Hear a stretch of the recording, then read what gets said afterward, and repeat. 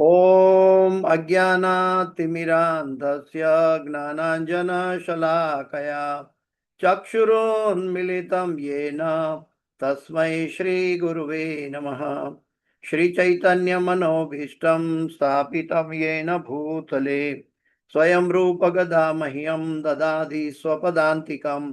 वन्देऽहं श्रीगुरु श्रीयुतापदकमलं श्रीगुरु वैष्णवांश्च श्रीरूपं साग्रजातं सहगणा रघुनाथान्वितं तं सजीवं साद्वैतं सावधूतं परिजनसहितं कृष्ण चैतन्यदेवं श्रीराधा कृष्णपादां सहगणा ललिता श्रीविशाखान्वितांश्च।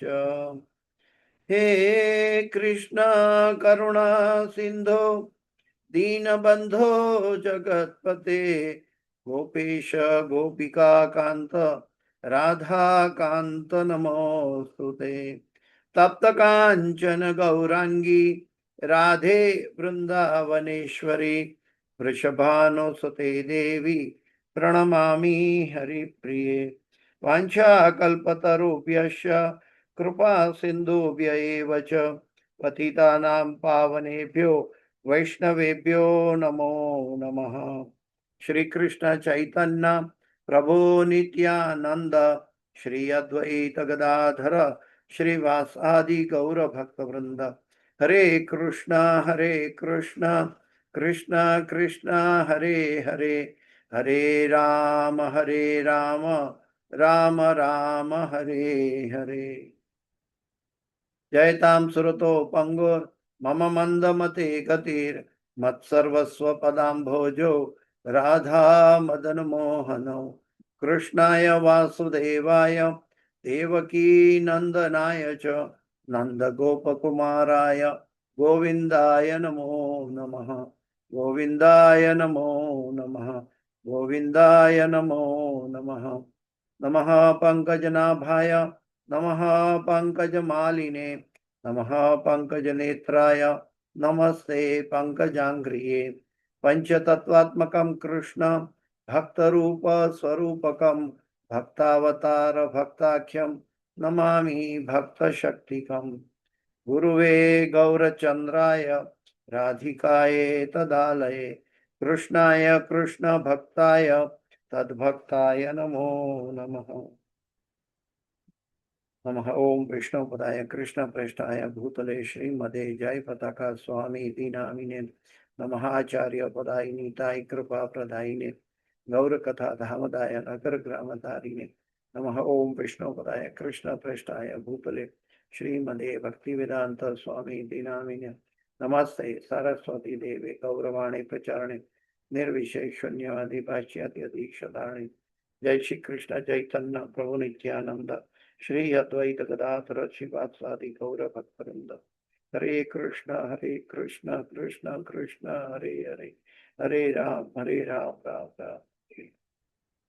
ओम नमो भगवते वासुदेवाय। ओम नमो भगवते वासुदेवाय। ओम नमो भगवते वासुदेवाय।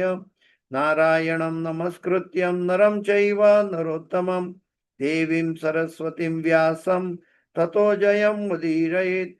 नष्टप्रायेषु अभद्रेषु नित्यं भागवत सेवया भगवते उत्तम श्लोके भक्तिर्भवति नैष्टकी।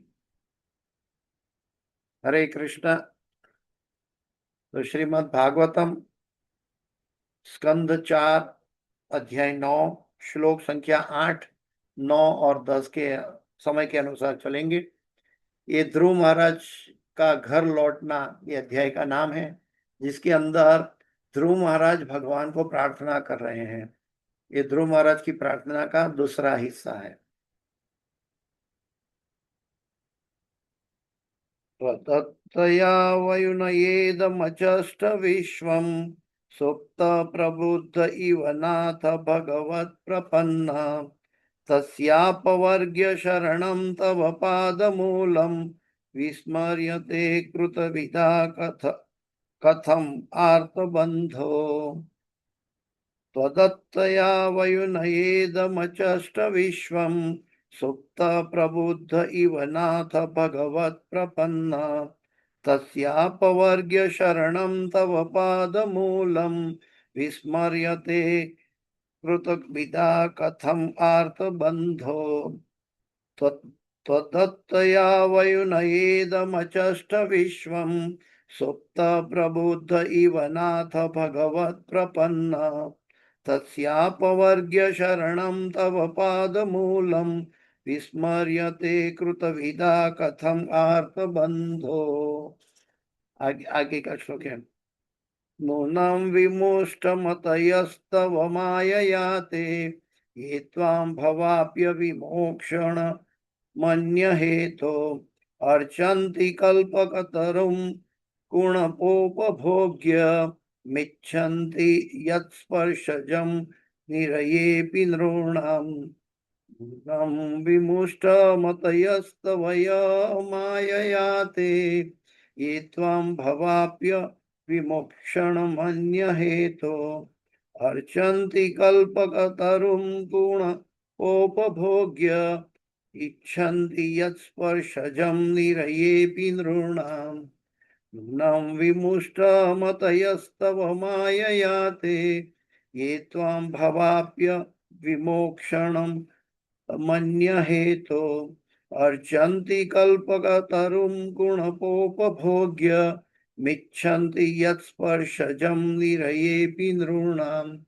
या निवृत्तिस्तत् अनुभृता तव पाद पद्म ध्यानात् भवज्जन कथा श्रवणेन वा स्यात् सा ब्रह्मणि स्वमहिन्मयि नाथ मा भूत् किं स्वन्तकाशिललोलिता लोलितात् पततां विमानात् या निवृत्तिस्तनुभृतां तव पादपद्म ध्यानात् भवज्जन कथश्रवणेन वा स्यात् सा ब्रह्मणि स्वमहिमन्यपि नाथ मा भूत् किं त्वन्तकाशिल लोलिनात् पततां विमानात् या निवृत्तिस्तनुभृता तव पादपद्म ध्यानात् भवज्जन कथा श्रवणेन वा स्यात् सा ब्रह्मणि महिमान्यपि नाथ मा भूत् किं त्वन्तसि लोलितात् पततां विमानात्। तो थोड़ा कॉम्प्लिकेटेड श्लोक है, लेकिन कोई दोहराना चाहते हैं तो कर सकते, नहीं तो आगे चलते हैं। हरे कृष्ण। हरे कृष्ण। प्रणाम। जय। त्वद्दत्तया वयुनयेदमचष्ट विश्वं सुप्त प्रबुद्ध इव नाथ भवत्प्रपन्नः तस्यापवर्ग्य शरणं तव पादमूलं विस्मर्यते कृतविदा कथमार्तबन्धो नूनं विमुष्टमतयस्तव मायया ते ये त्वां भवाप्य विमोक्षणमन्यहेतो अर्चन्ति कल्पकतरुं पुनपोपभोग्य मिच्छन्ति यत्स्पर्शजन्निर्येऽपि नृणाम् या निवृत्तिस्तनुभृतां तव पादपद्म ध्यानात् भवज्जन कथां श्रवणेन वा स्यात् सा ब्रह्मणि स्वमहिमन्यपि नाथ मा भूत् किं त्वन्तकाशिलोलितात् पततां विमानात्। हरे कृष्ण। बहुत सुंदर। हरे कृष्ण। बहुत सुंदर प्रभु जी। तो आगे चलते हैं, अनुवाद और तात्पर्य में आगे चलते हैं। अनुवाद और तात्पर्य भाई एसी भक्ति वेदांत स्वामी शिल प्रभुपाद महाराज की जय। अनुवाद ध्रुव महाराज भगवान को प्रार्थना कर रहे हैं, हे स्वामी, ब्रह्मा पूर्ण रूप से आपके शरणागत हैं। आरंभ में आपने उन्हें ज्ञान दिया तो वे समस्त ब्रह्मांड को उसी प्रकार देख और समझ पाए जिस प्रकार कोई मनुष्य नींद से जागकर तुरंत अपने दैनिक कार्य समझने लगता है। आप मुक्तिकामी समस्त पुरुषों के एकमात्र आश्रय हैं और आप समस्त दीन दुखियों के मित्र हैं। अतः पूर्ण रूप से युक्त विद्वान पुरुष आपको किस प्रकार भुला सकता है। बहुत सुंदर वर्णन है। अभी प्रश्न ये उठता है क्योंकि हमारी कल्मशग्रस्त बुद्धि है, हमें भौतिक अनुभव है, तो हमारी बुद्धि में ये प्रश्न उठता है कि ये भागवत में ये प्रार्थना ध्रुव महाराज कह रहे हैं, और ये 5 साल के ध्रुव महाराज के अंदर इतना सारा ज्ञान कहाँ से आया। ब्रह्मा तो उनके उनसे काफी पहले अवतरित हो गए थे, हाँ, स्वयंभू के रूप में। लेकिन प्रहलाद महाराज को ये, सॉरी, ध्रुव महाराज को ये सब कैसे पता चला। ध्रुव महाराज को तो सबसे बड़ी बात यह है कि जब ध्रुव महाराज के सामने जब वो ध्यान कर रहे थे तो परमात्मा के रूप में भगवान उनके हृदय में थे।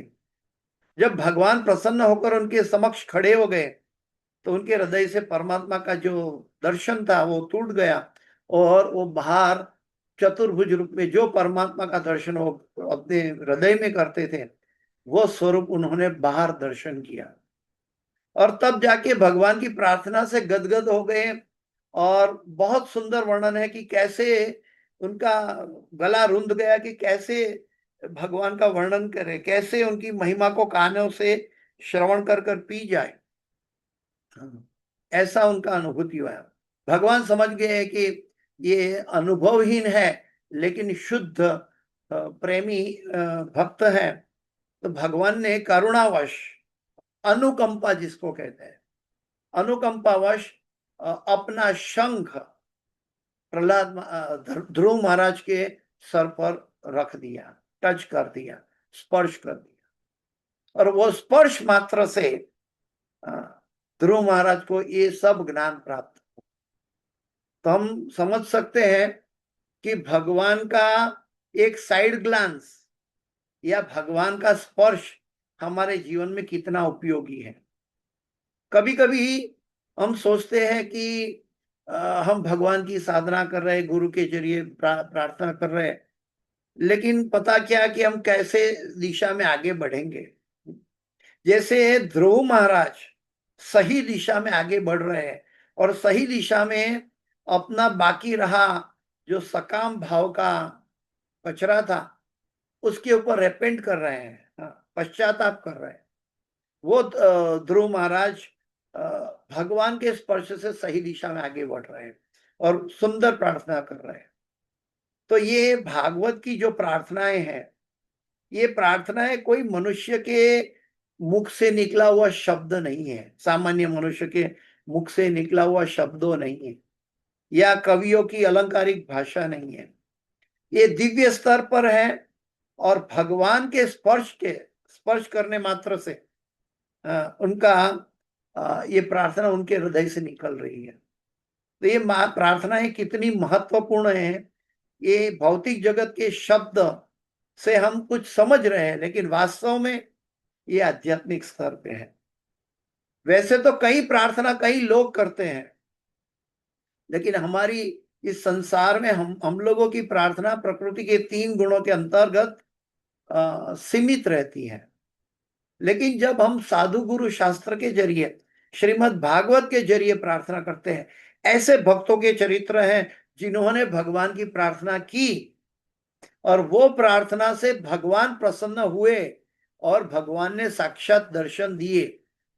ये एग्जाम्पलरी प्रार्थनाएं हैं और ये प्रार्थना हमारे जीवन में, हमारी मनोवृत्ति में, हमारी मानसिकता में इसका प्रवेश होना चाहिए। और ये प्रार्थना अगर हमारी मानसिकता में प्रवेश नहीं कर पाती या हम भूल जाते हैं तो हमें बार बार इसका अभ्यास करना चाहिए। हमारी शुद्धता की हमारी आंतरिक शुद्धता की अति आवश्यकता है, क्योंकि ये प्रार्थना दिव्य स्तर पर होने के नाते वो दिव्य हृदय में स्थापित हो जाती है। अगर हमारा हृदय कल्मशग्रस्त है तो हम सुनकर भी कभी कभी भूल जाते हैं। तो हमें याद रखना चाहिए कि ये प्रार्थना कितनी महत्वपूर्ण है और ये प्रार्थना हमारी जीवन की मनुष्य जीवन की दिशा दिखाती है। मैं फिर से अनुवाद पढ़ता हूं। ध्रुव महाराज भगवान को प्रार्थना कर रहे हैं, हे स्वामी, ब्रह्मा पूर्ण रूप से आपके शरणागत है। देखो, ब्रह्मा शरणागत है, ये ध्रुव महाराज को पता हो गया। आरंभ में आपने उन्हें ज्ञान दिया, ये भी पता हो गया, तो वे समस्त ब्रह्मांड को उसी प्रकार देख और समझ पाए जिस प्रकार कोई मनुष्य नींद से जागकर तुरंत अपने दैनिक कार्य समझने लगता है। भौतिक जगत के अंदर हम शरीर की चमड़े की आंखों से देखते हैं, जो प्रकृति के 3 गुणों के अंतर्गत रहती है। और भगवत गीता में भगवान कहते हैं, ऊर्ध्व मूलम अधः शाखा अश्वत्थम प्राहुरव्ययम छंदांसि यस्य पर्णानि यस्तम वेद स वेदवित्। तो भगवान कहते हैं कि ये भौतिक जगत है, आध्यात्मिक जगत का प्रतिबिंब है। मतलब जो आपको दिखाई देता है वो उल्टा दिखाई देता है। हम आईने में दाया हाथ ऊंचा करते हैं तो प्रतिबिंब में बायां हाथ ऊंचा दिखाई देता है। तो ये जगत परिवर्तन प्रतिबिंब जगत है, तो उसमें सभी ऊर्ध्व मूलम अधः का उल्टा दिखाई देता है। लेकिन यहाँ पे हम देख सकते हैं कि ध्रुव महाराज कह रहे हैं कि ब्रह्मा को वास्तविक दर्शन हुआ भगवान का। तो वास्तविक दर्शन होना ये अति महत्वपूर्ण है। हम अपनी चमड़े की आंखों से, चमड़े की बुद्धि से जो सोचते हैं उससे बिल्कुल विपरीत परे परे जगत की ये महिमा है। समस्त ब्रह्मांड को उसी प्रकार देख सके और समझ पाए जिस प्रकार कोई मनुष्य नींद से जागकर तुरंत अपने दैनिक कार्य समझने लगता है। हम समझने लगते हैं लेकिन भौतिक जगत में, मतलब हम जो देख रहे हैं ये वास्तविक है या नहीं हमें पता नहीं है। हम शरीर के माध्यम पर है और शरीर के माध्यम पर देखते हैं और शरीर के माध्यम पे हम अपना दैनिक कार्य करने लगते हैं, दैनिक कार्य शरीर के माध्यम पे समझते हैं। लेकिन वास्तव में ये आध्यात्मिक दृष्टि से देख रहे हैं ध्रुव महाराज। और एग्जाम्पल दिया है हमारे जैसे भौतिक लोगों को समझने के लिए। आप मुक्तिकामी समस्त पुरुषों के एकमात्र आश्रय हैं। मुक्तिकामी, अकाम सर्व कामो व मोक्ष काम उदारधि तीव्रेण भक्ति योगेन यजेत पुरुष परम।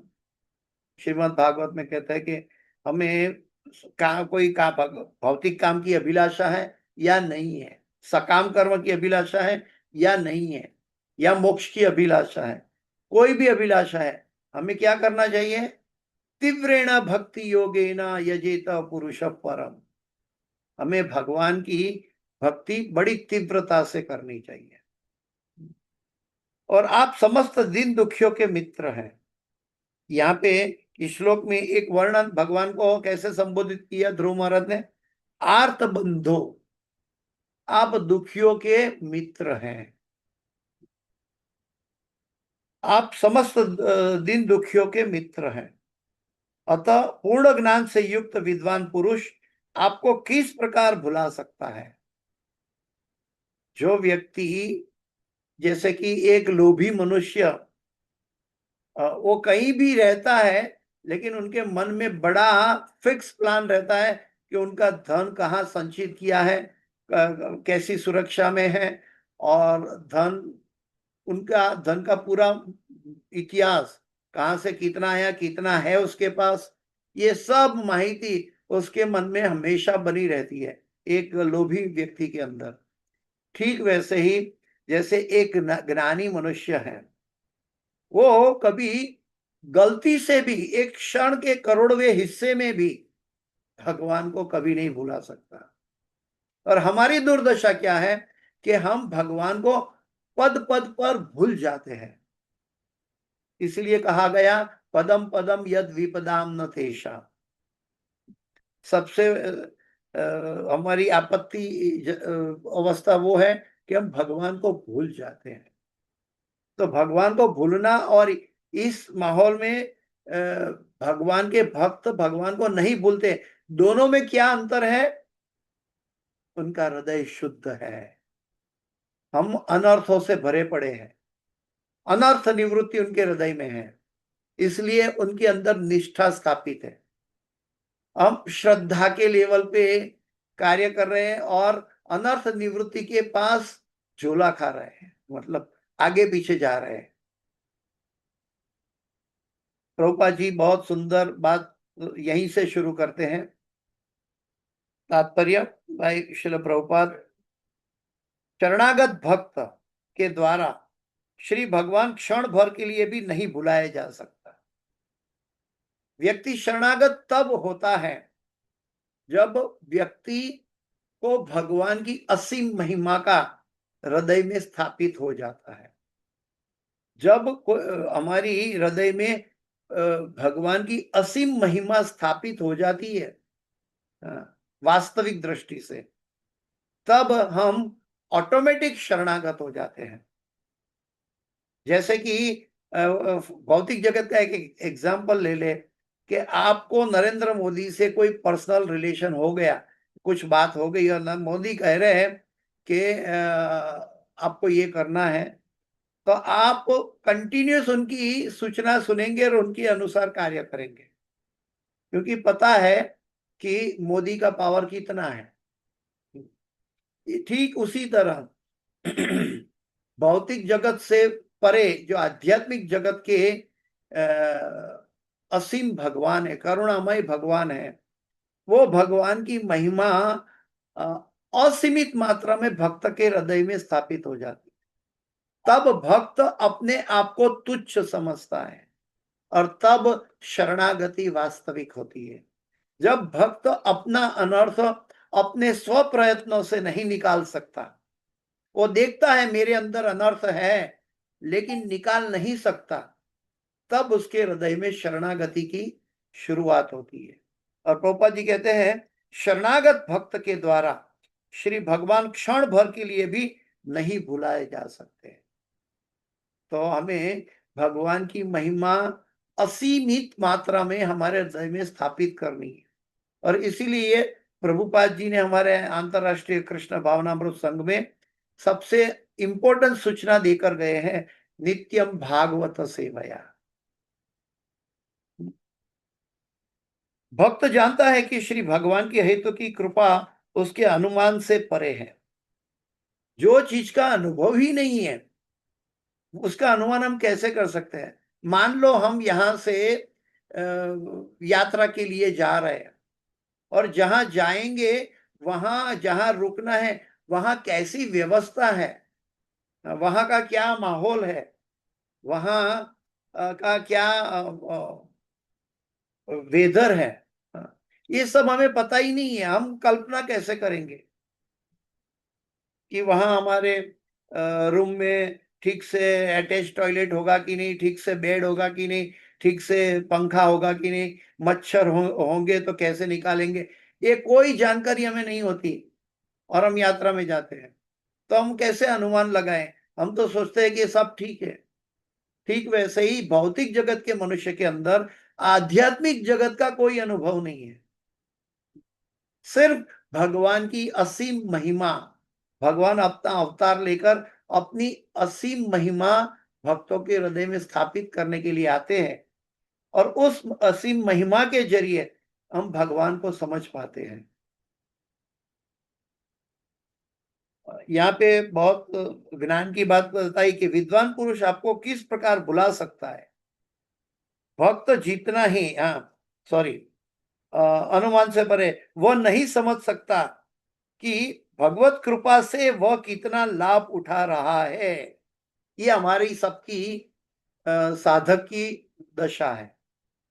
हर क्षण हम भगवान की अहित की कृपा का कितना लाभ उठा रहे हैं हमें पता ही नहीं है।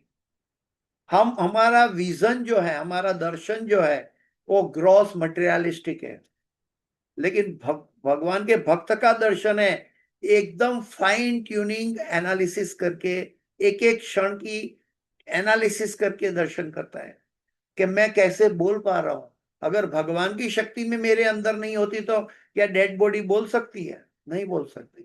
तो उपद्रष्टा अनुमंता है, तो वो मुझे अनुमति देते तब मैं बोल पाता हूं। तब मैं भागवत पढ़ पाता हूं, तब मैं अपनी बुद्धि से समझने की कोशिश कर पाता हूं, और तब हम सब मिलकर सुन सकते हैं, तब हमें आध्यात्मिक जगत से सर्टिफाइड गुरु मिलते हैं। ये सब अवस्था सामान्य व्यक्ति टेक इट फॉर ग्रांटेड करते हैं कि भाई मिल गया सहजता से। लेकिन जो भगवान का भक्त है, छोटे से छोटी घटना भगवान की कृपा को दर्शन सदैव करता है, इसलिए वो भगवान से हमेशा जुड़ा रहता है। सामान्य व्यक्ति ये नहीं समझ पाता कि भगवत कृपा से, ये इंपॉर्टेंट सेंटेंस प्रभुपाद जी ने इसलिए बताया कि भगवान का सिर्फ शंख का स्पर्श होने से ध्रुव महाराज के अंदर इतना ज्ञान हो गया। हम शायद 10 साल भी अभ्यास करें, अपने आप एकेडमिक अभ्यास करें, तो भी आज के साइंटिस्ट को पता नहीं है कि सृष्टि का सर्जन कैसे हुआ, क्योंकि वो माइनस कृष्ण अभ्यास कर रहे हैं।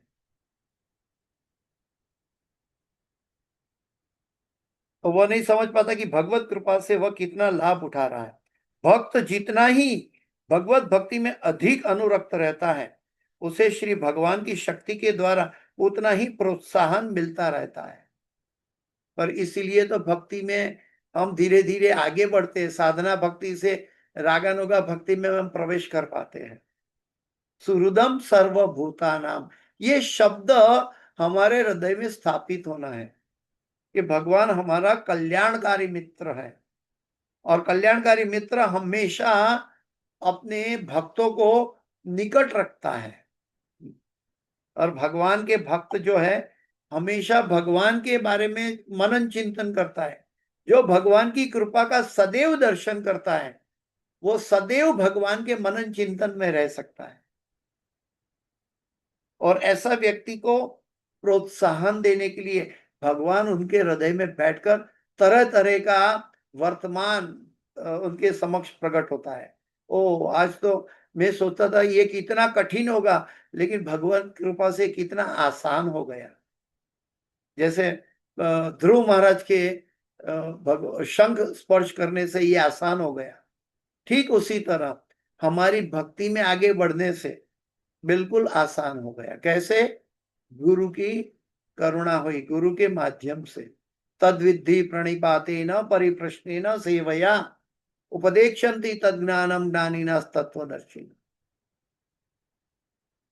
श्रीमद् भगवद गीता में श्री भगवान कहते हैं कि जो प्रेम तथा स्नेह से श्री भगवान की भक्तिमय सेवा में निरंतर लीन रहते हैं, उन्हें पूर्ण पुरुषोत्तम भगवान अंदर से बुद्धि प्रदान करते रहते हैं। तेषां सतत युक्तानां भजतां प्रीतिपूर्वकं ददामि बुद्धि योगं तं येन माम उपयान्ति ते। भगवद गीता 10:10। तो 10वें अध्याय के 10वें श्लोक बहुत फेमस है कि जो भगवान से सतत युक्त रहता है, हर क्षण भगवान की कृपा का दर्शन करता है, अनुभव करता है, ऐसा युक्त भक्त को भगवान कहते हैं उसके हृदय में मैं उसको ज्ञान देता हूं।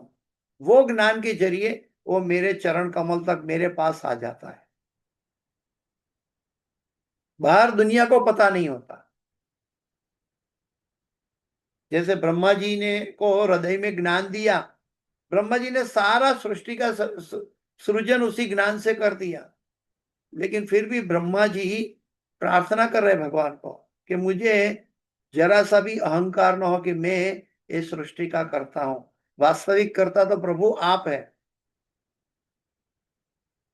और इस प्रकार वे और अधिक उन्नति कर सकते हैं। इस प्रकार प्रोत्साहन पाने के कारण भक्त श्री भगवान को क्षण भर भी नहीं भूल सकता।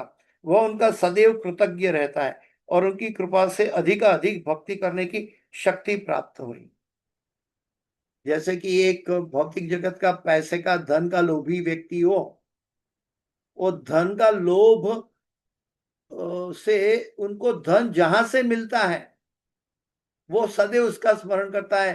वो वहां से धन आएगा और ये धन अभी मेरा इतना बढ़ जाएगा, वो सदैव धन का चिंतन करता है। वैसे भगवान का भक्त भगवान की कृपा का दर्शन करके सदैव भगवान का चिंतन करता है। अभी एक इसके अंदर बहुत सुंदर टिप्स है हम सबके लिए। कौन सी सुंदर टिप्स है?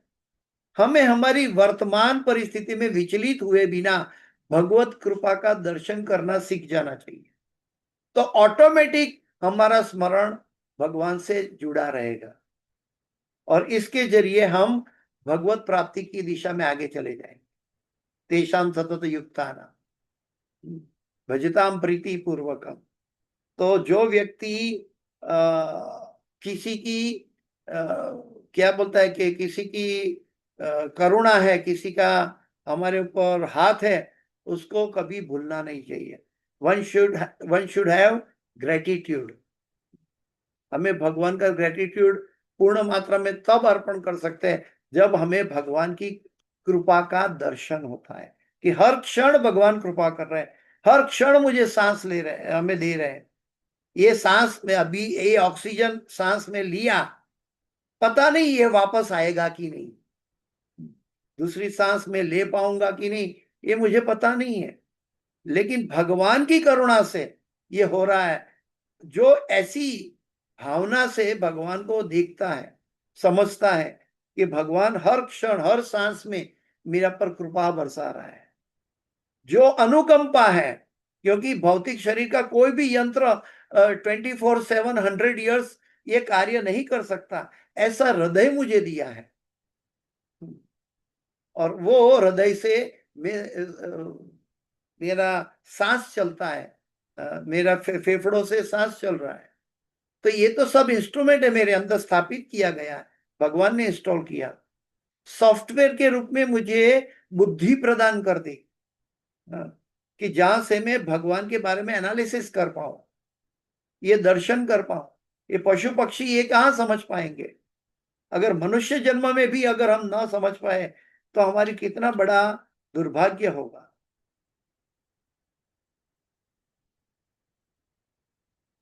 श्री भगवान की कृपा से ज्ञान द्वारा सनक, सनातन तथा ब्रह्मा जैसे साधु पुरुषों को समग्र ब्रह्मांड देख सकने की शक्ति प्राप्त हो सकी। समस्त ब्रह्मांड, हम सब अभी भी अंधे हैं। अंधे का मतलब है, एक अंधे व्यक्ति को हाथी का पैर छुला दो तो बोलेगा कि ये तो खंभा की तरह है, और पूछ, उसकी टेल को, पूछ को छुला दो तो बोलते हैं ये तो बाल जैसा है, और उसकी आगे की ट्रंक को टच करवा दो अंधे व्यक्ति को, अरे ये तो फ्लेक्सिबल पाइप जैसा है। लेकिन हाथी ऐसा नहीं है, हाथी कुछ अलग ही है। तो जो वास्तविक दर्शन कर सकता है, जो हाथी को पूर्ण मात्रा में देख सकता है, वो दर्शन कर रहा है। तो वैसे अनंत कोटि ब्रह्मांड कैसे चल रहा है, कौन सी दिव्य शक्ति से चल रहा है, परास्य भक्ति, परास्य शक्ति विविध या सूयते। भगवान की पराशक्ति कैसे अलग अलग रूपों में अलग अलग कार्य कर रही है। वास्तव में सब जीव जीव फैले हुए हैं और भगवान की शक्ति कार्य कर रही है, जीवों के द्वारा करती हुई दिखाई दे रही है। वास्तव में ये भगवान की शक्ति है। ऐसा दर्शन अगर हम सतत स्मरण करेंगे तो हम भगवान का स्मरण से दूर नहीं होंगे।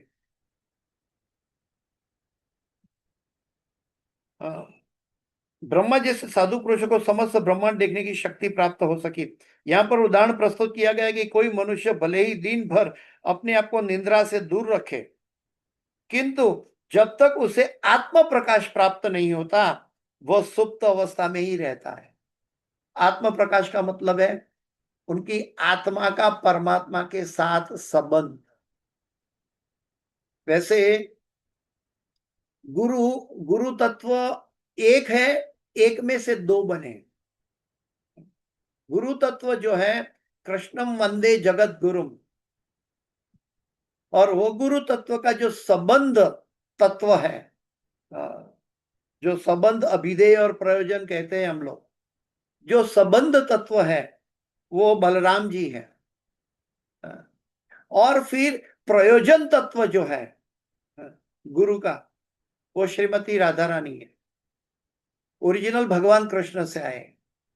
और अभिधेय जो है वो भगवान करुणा करके परमात्मा के रूप में हमारे साथ अंदर और बाहर विराजते हैं गुरु के रूप में। तो हमें समझना चाहिए कि गुरु तत्व कैसे हमारी केयर कर रहा है। जैसे माता पिता अपने संतान की हर तरह की चिंता करते हैं, उसको वो कहाँ जाता है तो अरे वो पहुंच गया कि नहीं, उन्होंने खाया पिया कि नहीं, हर तरह की चिंता माता पिता करते हैं अपनी संतान के लिए। ठीक वैसे ही हम परे जगत से बिछड़े हुए भगवान के संतान हैं, और हर क्षण भगवान हमारी केयर कर रहे हैं। हम भौतिक जगत में मोबाइल से पूछते हैं कि बेटा पहुंच गया कि नहीं, और भगवान परमात्मा के रूप में उनके साथ में रहते हुए भगवान को पता चलता है कि ये मेरी शक्ति के द्वारा वो पहुंचा है। तो जब तक व्यक्ति आत्म प्रकाश का बोध प्राप्त नहीं होता तब तक सुप्त अवस्था में रहता है। वह रात में सोकर दिन में अपना कार्य भले कर ले, किंतु जब तक वह आध्यात्मिक प्रकाश से कार्य करने का स्तर तक नहीं पहुंचता वह सोया हुआ ही समझा जाता है। यानी कि भौतिक जगत में जब तक हम आध्यात्मिक कार्य करने के लिए जागे नहीं, तब तक हम कितना भी कार्य कर ले, डॉक्टर बन जाए, इंजीनियर बन जाए, करोड़पति बन जाए, नाम प्रतिष्ठा कमा ले दुनिया में, लेकिन फिर भी हम सुप्त अवस्था में रहेंगे। क्योंकि ये सब के पीछे जो शक्ति छुपी हुई है उसका तो मैंने देखा अनदेखा कर दिया। अतः भक्त कभी श्री भगवान को प्राप्त प्राप्त लाभ को भुलाता नहीं है, वरन उनकी प्रत्यक्ष सेवा में लीन रहता है। श्री भगवान जन्म मृत्यु की श्रृंखला से छुटकारा दिला सकते हैं। भक्तों को श्रवण कीर्तन से जो आनंद प्राप्त होता है उसकी तुलना ब्रह्मानंद से नहीं की जा सकती, जो परम ब्रह्म में लीन होने से दिव्य आनंद की निर्विशेष धारणा मात्र है। ऐसा कहा गया कि भगवान जो आनंद के आगार है, सच्चिदानंदमय है। आध्यात्मिक जगत का आनंद का एक दरिया की उपमा दी जाए तो उसका एक मात्र बिंदु, एक ड्रॉप ब्रह्मानंद है। और ब्रह्मानंद को आनंद की दरिया की उपमा दी जाए तो उसका एक मात्र ड्रॉप इस संसार का आनंद है। तो हम संसार के आनंद से आध्यात्मिक आनंद कैसे प्राप्त कर पाएंगे? ये भक्त को सहजता से मिलता है। तो जब भक्त को आध्यात्मिक आनंद का अनुभव हो गया तो उसके लिए ब्रह्मानंद की क्या वैल्यू रह जाएगी? कुछ भी नहीं। उनके लिए ब्रह्मानंद एक पानी की बिंदु की तरह है। कर्मियों की स्थिति तो और भी गिरी हुई है। जो इस कर्मठ लोग हैं इस संसार में, वो सोचते हैं कि कर्म करो और तब हम सब कुछ प्राप्त कर पाएंगे। कर्मण्यवाधिकारस्ते, ये पहले बोलने वाले कर्मठ लोग हैं, लेकिन दूसरी लाइन भगवान का उपदेश नहीं समझते। कर्मण्यवाधिकारस्ते माँ फलेषु कदाचन माँ कर्म फल हेतुर्भु माते संगोस्तव कर्मणि। तो कर्मियों की स्थिति तो और भी गिरी हुई है। भगवत गीता 9:25 में कहा गया है कि यान्ति देव व्रतान देवा पितृ यान्ति पितृ यान्ति। जो लोग देवताओं की पूजा करते वे स्वर्ग लोक में जाते हैं। जो लोग स्वर्ग में जाते हैं उसका पुण्य खत्म होता है तो वापस यहाँ पृथ्वी लोक में उसको फेंक दिया जाता है। वो फेंक दिया जाता है।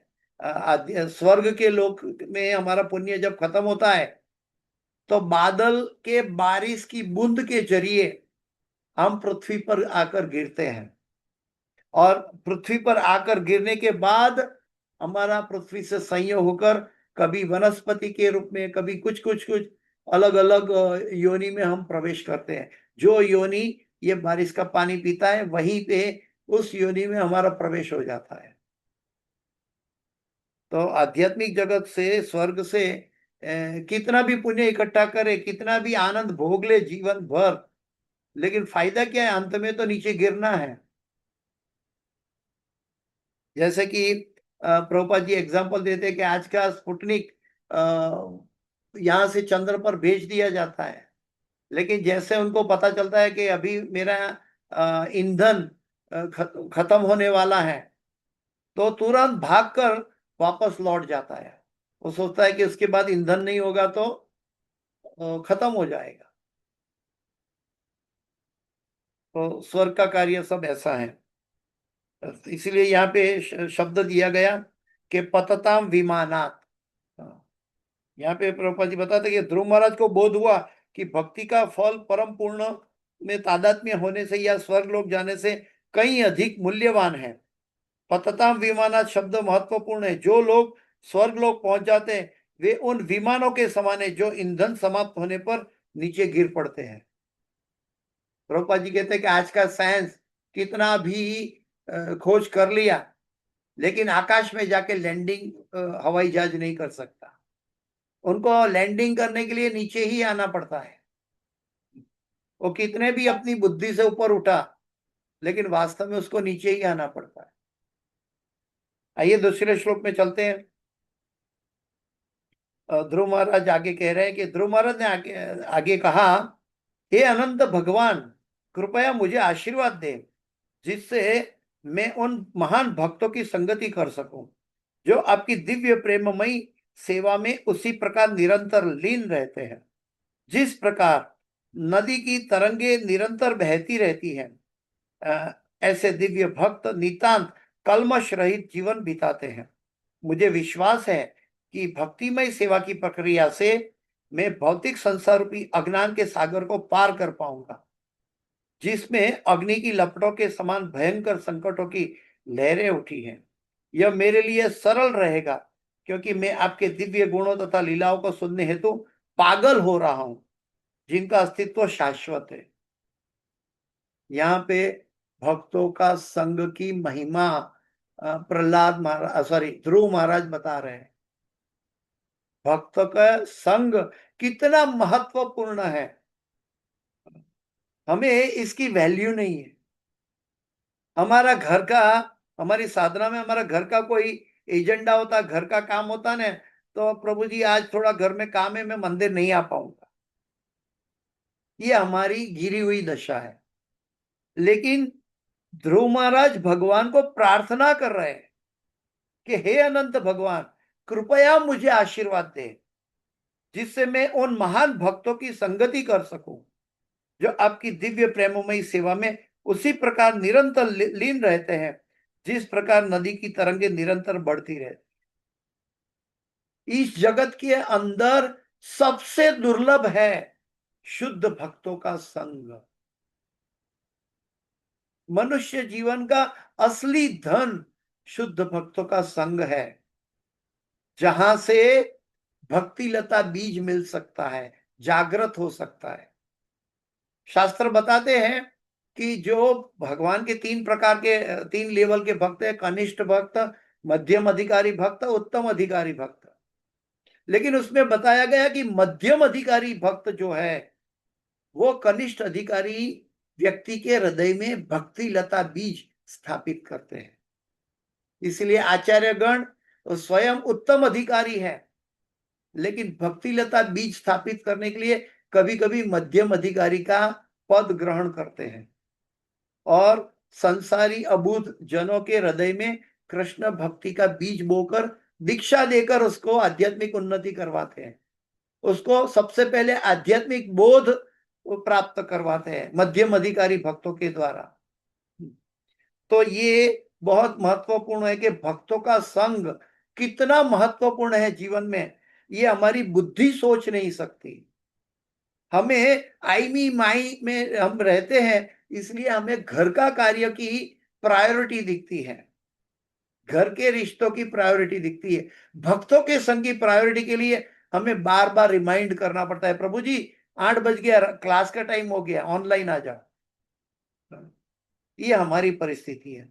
घर में बैठकर भागवत पहुंच जाता है टेक्नोलॉजी के जरिए, भगवान की कृपा के जरिए, लेकिन हम जागृत नहीं हो पाते। इसलिए कहा कि हम सुप्त अवस्था में, कि हमारे लिए क्या श्रेय है उसके प्रति हम अबूझ है, अज्ञानी है। हम अभी भी आत्मसात जागृत नहीं किया। गुरु ने जानकारी दी, भागवत ने जानकारी दी, भक्तों ने जानकारी दी और ये रास्ता सही है, लेकिन ये जानकारी रास्ता पे मेरा लौल्यम कहाँ बढ़ा है। प्रहलाद महाराज तो इसके लिए भगवान को प्रार्थना कर रहे हैं कि सॉरी ध्रुव महाराज कि इसलिए प्रार्थना कर रहे हैं कि हे प्रभु आप कृपा करके मुझे आशीर्वाद दे कि मैं उन शुद्ध भक्तों की संगति कर सकूं। एक घड़ी आधी में पुनियात करे संगत जो साधु की कटे कोटि अपराध। पाप तो भगवान का नाम एक बार पुकारेंगे तो पाप तो क्षय हो जाएगा। भगवान की भक्ति में तो हम जुड़ जाएंगे। पाप से मुक्त मुक्त हो जाना बड़ी बात नहीं है। पाप से मुक्त होना भक्त के लिए, साधक के लिए बड़ी बात नहीं है। साधक के लिए सबसे बड़ी बात तो वो है कि उसके हृदय में कृष्ण प्रेम कभी जगना शुरू होगा।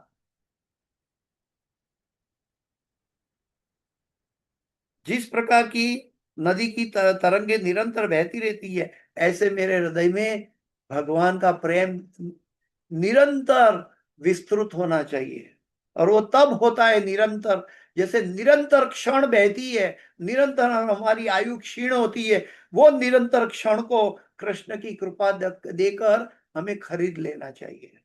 तब भक्ति बढ़ेगी, तब भगवान के प्रति प्रेम बढ़ेगा। ऐसे दिव्य भक्त नितांत कल्मश रहित जीवन बिताते हैं। मुझे विश्वास है कि भक्तिमय सेवा की प्रक्रिया से मैं भौतिक संसार रूपी अज्ञान के सागर को पार कर सकूंगा। हाँ, ये सब ज्ञान खाली शंख छूने से हो गया। देखिए, जिस वो भक्त कैसा होगा कि जिसको भगवान के चरण कमल का दर्शन हो गया। और वो भक्त कैसे होंगे जो जो सदैव भगवान के साथ निवास करते हैं, पांडव जैसे। वो भक्त कैसे होंगे जो नित्य सिद्ध भगवान की लीलाओं में सदैव जुड़े रहते हैं और भगवान के साथ आनंद प्रमोद करते हैं। और हम इतनी दुर्दशा में पड़े हैं, हमें भगवान की याद नहीं आती ठीक से, तो भी हम उसकी परवाह नहीं करते। ये हमारी दुर्दशा का हमें अनुभव होना चाहिए। जब ये अनुभव होगा तभी तो हम अपने आप को तुच्छ मानेंगे। नहीं तो आई मी माइंड में तो अहंकार ही बढ़ेगा। यह मेरे लिए ध्रुव महाराज कहते हैं, यह मेरे लिए सरल रहेगा क्योंकि मैं आपके दिव्य गुणों तथा लीलाओं के सुनने हेतु पागल हो रहा हूं। इसको कहते हैं लौल्यम। रूप गोस्वामी कहते हैं भगवान को पाने की एक ही कीमत है, लौल्यम। हमारा हृदय भगवान को पाने के लिए पागल होना चाहिए। जैसे श्री चैतन्य महाप्रभु ने अपनी आचारी करके दिखाया। आधी रात को उठ जाते थे और जाकर दरिया में यमुना मानकर कुतः कृष्णा करके चल पड़ते थे। उनको बाहरी परिस्थिति का कोई ज्ञान नहीं था और वो दरिया में अपने आप को यमुना मानकर चलते थे। ये भगवान की भक्ति की लौल्यम है। ये राधा रानी के हृदय की लौल्यम है। जो हमारे हृदय में लौल्यम जगाना है तो हर क्षण भगवान की कृपा का अनुभव करना है, भगवान की कृपा का दर्शन करना है। और जो भगवान की कृपा का दर्शन हर क्षण करेगा, वो निरंतर भगवान का स्मरण करेगा, तो भगवान कभी उससे विलग नहीं होंगे। यो मां पश्यति सर्वत्र सर्वत्र मई पश्यति। क्योंकि मैं आपके दिव्य गुण तथा लीलाओं के सुनने हेतु तो पागल हो रहा हूं, जिनका अस्तित्व शाश्वत है। तो यहाँ पे प्रभुपाद जी ने बहुत सटीक तात्पर्य दिया है और बहुत महत्वपूर्ण है। इसलिए ज्यादातर मैं तात्पर्य पढ़ के बीच बीच में चर्चा करता जाऊंगा, क्योंकि इसमें से ऐसा नहीं कह सकते कि मैं उसको छान लूं। प्रभुपाद जी का तात्पर्य इतना महत्वपूर्ण है। ध्रुव महाराज के कथन की मुख्य बात यह है, सॉरी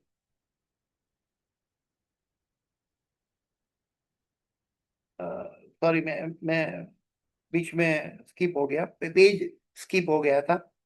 जो आगे के ध्रुव महाराज कहते हैं कि जो व्यक्ति इस चमड़े के थैले को, शव तुल्य देह को इंद्रिय तृप्ति के लिए आपकी पूजा करते हैं, ये हार्ड मांस की थैली है। ये ध्रुव महाराज का शब्द है कि जो शव तुल्य ये चमड़े की थैली के अंदर पड़ी हुई इंद्रियों की तृप्ति के लिए आपकी पूजा करते हैं, वे निश्चय ही आपकी भ्रामक माया शक्ति द्वारा प्रभावित है। वो निश्चय ही माया शक्ति द्वारा प्रभावित है। आप जैसे कल्प वृक्ष तथा जन्म मृत्यु से मुक्ति के कारण को पास करके भी मेरे समान मूर्ख व्यक्ति आपसे इंद्रिय तृप्ति हेतु वरदान चाहते हैं, जो नरक में रहने वाले व्यक्तियों के लिए भी उपलब्ध है। अकाम सर्व काम व मोक्ष काम उदारी, ये कैसे उनको बुद्धि आई इसकी? भगवान का स्पर्श, शंख का स्पर्श करने मात्र से। और हमें इस भागवत से, आचार्यगण से, गुरु महाराज से बार बार कहा जा रहा है, प्रभुपाद जी भी कहते हैं, गुरु महाराज भी कहते हैं कि आज तक आपने अनेक 84 लाख योनि में घूमकर मनुष्य जन्म लिया है। आज आप 50 साल के हो गए, 40 साल के हो गए, 60 साल के हो गए।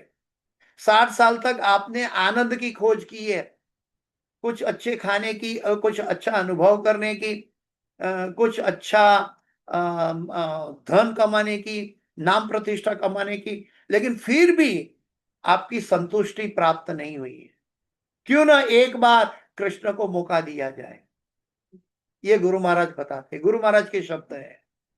वो कहते हैं कि आपने अभी तक अपनी जीवन में सब कुछ आनंद के लिए किया, लेकिन फिर भी आप तृप्त नहीं हुए हैं, तो क्यों ना एक बार कृष्ण को मौका दिया जाए। जो जिसके जीवन में कृष्ण के द्वारा आनंद की अनुभूति होगी, वो पूर्णतया संतुष्ट हो जाएगा। मत चित्ता मदगत प्राण बोधयंत परस्परम कथयंत माम नित्यम तुष्यंती च रमंती च, वो तृप्त हो जाएगा, आनंद में रहेगा। लेकिन ये गीता का वचन है, भगवान का वचन है। हमें मालूम है कि गीता के वचन गलत नहीं है, लेकिन दुर्दैव में दृशमिहा जनी नानुराग, ये हमारी दुर्दशा है कि हम भगवान के नामों के प्रति आसक्त नहीं है। भगवान हमारे लिए नाम के अंदर साक्षात छुपे हुए हैं। जिसको नाम पे साक्षात भगवान दिखेगा, उसके लिए भगवान कभी अदृश्य नहीं रहेंगे।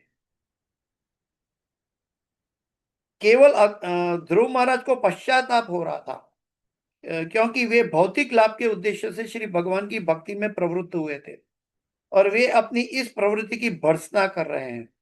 केवल अज्ञानवशी मनुष्य इंद्रिय तृप्ति या भौतिक लाभ के लिए उद्देश्य से श्री भगवान की पूजा करता है। श्री भगवान तो कल्प वृक्ष के समान है, मनुष्य जो चाहे वे उनसे ले सकता है। ये यथा माम प्रपद्यन्ते ताम तथैव भजाम्यहम् मम वर्तमान वर्तन्ते मनुष्य पार्थ सर्वश। किंतु सामान्य लोग यह नहीं जानते कि उनसे किस प्रकार वरदान प्राप्त किया जाए। एक छोटी सी स्टोरी है, इसके पीछे समय पूरा होने आ रहा है। एक छोटी सी स्टोरी है। एक स्टोरी में ऐसा है कि एक राजा ने कह दिया अपनी प्रजा को, कल मेरा सुबह से राजमहल खुला रहेगा और इस राजमहल में आप सब आ जाइए और जो जो चीज को छुओगे वो चीज आपकी हो जाएगी, जो जो इच्छा है आपको राजमहल से ले सकते हो। तो पूरे सभी प्रजाजन आए, किसी ने धन लिया, किसी ने सोना लिया, किसी ने जवेरात लिया, किसी ने कॉम्फर्ट की हर एक चीज ली। महल से सब कुछ जो राजा के पास था, सब कुछ प्रजा ने लेना शुरू कर दिया। लेकिन एक बुद्धिमान था, उन्होंने कहीं भी अपना हाथ नहीं लगाया। वो जाकर महल में सीधा राजा का हाथ पकड़ा। जब राजा साथ में है तो ये महल की चीजों की, नश्वर चीजों को क्या करना है? ये चीजों को क्या करना है? तो बुद्धिमान व्यक्ति कृष्ण का दिया हुआ नहीं लेते हैं, कृष्ण को लेते हैं। जैसे कि अर्जुन और दुर्योधन के बीच में ये बात हुई थी, भगवान के तो दुर्योधन ने भगवान की सेना मांगी, लेकिन अर्जुन अर्जुन ने कहा मुझे तो मेरा कृष्ण ही पर्याप्त है। तो हमारी दृष्टि फाइन ट्यूनिंग जैसी होनी चाहिए। कि हम भक्ति किसके लिए कर रहे हैं, भौतिक लाभ के लिए नहीं, और इसके लिए पश्चाताप कर रहे हैं। ये भागवत में ध्रुव महाराज की कथा हमें जगाने के लिए है कि हम इस संसार का कोई भी भौतिक पदार्थ विषय के प्रति आसक्त न रहे, क्योंकि वास्तव में भगवान मिल जाएंगे, भगवान का प्रेम प्राप्त हो जाएगा। इस संसार में सब कुछ नाशवंत है, मनुष्य शरीर भी नाशवंत है, और शरीर के रिश्ते भी नाशवंत है। सिर्फ आत्मा का संबंध परमात्मा के साथ शाश्वत है। तो ये ध्रुव महाराज कह रहे हैं कि स्पर्श सुख या काम सुख से तो कुकर सुकर को भी अपने आप मिल जाता है। पीग में जाओ या बंदर बन जाओ, कुत्ता बन जाओ, वहां भी सेक्स मिल जाता है, जो हमारा नित्य वैरी शत्रु है, और वो हमारे मन में बैठा हुआ है। और ये वैरी शत्रु को हमें भगवान को समर्पित करना है। काम कभी मिटता नहीं मृत्यु तक, लेकिन काम को भगवान को सौंप दे। काम मन में छुपा हुआ है, इसलिए भगवान कहते हैं मन मना भव मद भक्तो मद्याजी माम नमस्कुरु मामे वैश्य से सत्यम ते प्रति जाने प्रियोसी। हमारा अंतिम शत्रु काम है। प्रभुपाद जी इसमें बताते हैं कि ये काम सुख ये भी नाशवंत है, हमारी दूसरी योनि में हमें जबरदस्ती ले जाएगा। लेकिन ये काम हम कृष्ण को दे दे, जैसे गोपियों ने अपना काम कृष्ण को समर्पित कर दिया। हे प्रभु, मेरा मन इतना चंचल है, भटक रहा है, मेरे कंट्रोल में नहीं रहता है, इसलिए हे प्रभु आप ऐसा करें, आप मेरा मन ही स्वीकार कर ले। जब आप मन स्वीकार करेंगे तो आपकी इच्छा मेरी इच्छा बन जाएगी। तो ऐसा सुख अत्यंत तुच्छ होता है। कुकर सुकर का काम का जीवन में पाया हुआ सुख अत्यंत तुच्छ होता है। यदि कोई भक्त ऐसे तुच्छ सुख से श्री भगवान की पूजा करता है तो समझना चाहिए कि वो समस्त ज्ञान से शून्य है। अकाम सर्व कामो व मोक्ष काम उदारती तीव्रेण भक्ति योगे न यजेता पुरुष परम। आज भी समय पूरा हो चुका है, इसलिए शायद अब मैं तीसरा श्लोक में नहीं जा रहा हूं। मैंने आगे का एक श्लोक ले लिया, लेकिन तीसरा श्लोक में मैं नहीं जा पाऊंगा, तो अगले क्लास में हम लेंगे। तो मैं यहाँ अपनी वाणी को विराम देने जा रहा हूँ। इस क्लास की कोई भी सुकृति है, मेरे गुरु महाराज हिज होलीनेस जय पताका स्वामी आचार्यपाद गुरु महाराज की है, और इस क्लास के अंदर कोई भी गलती क्षति या त्रुटि रह गई है, मेरी अपनी है, कृपया मुझे क्षमा करें। वांछा कल्पतरुभ्यश्च कृपा सिंधुभ्येव च पतितानां पावनेभ्यो वैष्णवेभ्यो नमो नमः।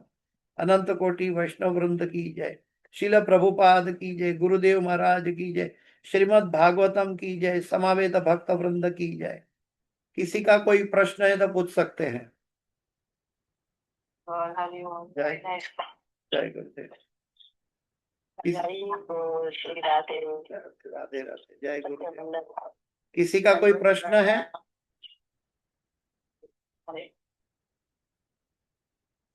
किसी के अंदर कोई प्रश्न है तो पूछ सकते हैं। अगर नहीं है तो हम सब अभी गुरु महाराज के लिए नरसिंह प्रेयर में जाएंगे। हम सब पहले एक बार हम सब गुरु महाराज के लिए हरे कृष्ण महामंत्र बोलेंगे। हरे कृष्णा कृष्णा कृष्णा हरे हरे, हरे राम राम राम हरे हरे। श्रील प्रभुपाद की जय। गुरुदेव महाराज की जय। श्रीमद् भागवतम की जय।